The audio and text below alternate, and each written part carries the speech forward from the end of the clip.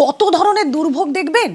দেখুন সল্টলেকের ছবি, মার্কেটের একটি মার্কেটের দেওয়ালের এভাবে চাঙড় ভেঙে পড়েছে। যে কোনো মুহূর্তে বড় কোনো বিপত্তি ঘটতে পারতো, ভারী বৃষ্টি আর তার ফলে এরকমভাবে চাঙড় ভেঙে পড়েছে। কথা বলবো, অনুপ রয়েছেন সঙ্গে। অনুপ, বিজে মার্কেটে চাঙড় ভেঙে পড়লো।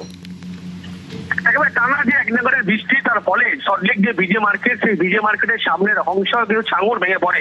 বড়সড় দুর্ঘটনার হাত থেকে রক্ষা এমনটা বলা চলে। তার কারণ বিজে মার্কেট যে বড় মার্কেট, যেখানে কিন্তু বহু মানুষের ভিড় থাকে, কিন্তু সকাল থেকে অবিরাম বৃষ্টি, যে বৃষ্টির ফলে মানুষের সংখ্যা যেহেতু কম ছিল, কিন্তু এই বৃষ্টির কারণেই বিজে মার্কেটের সামনের এক অংশের বড় জায়গার চাঙড় ইতিমধ্যেই ভেঙে পড়েছে।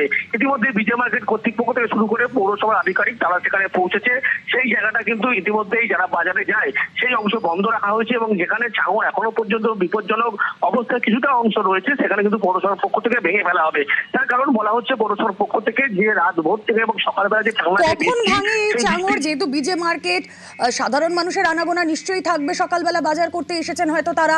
কি অবস্থা? কোনো হতাহতের খবর নেই তো?